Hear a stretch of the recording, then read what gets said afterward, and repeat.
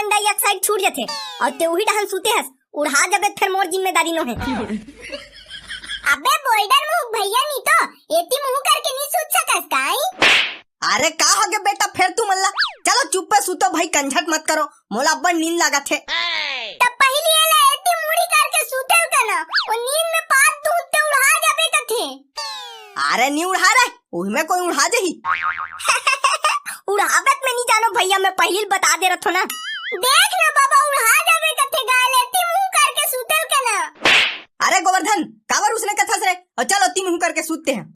हाव टक्कर ना बे भैया हाव भर कहा था सवेती मुंह नहीं करत हस। हमार मुंह रे हम कहूं कोती करके सूतन तोला काहे। तब महू ए डहन मुंह करके सूतूं जा। अब महू कार्बन डाइऑक्साइड छोड़ू नहीं तन तब उड़ा जाबे देख बे। अबे मैं नहीं उड़ा मोट ढा नहीं ना मोट ढाल ने टकरा फिर तो ऊपर चल दी ती उड़ा जाबे। भैया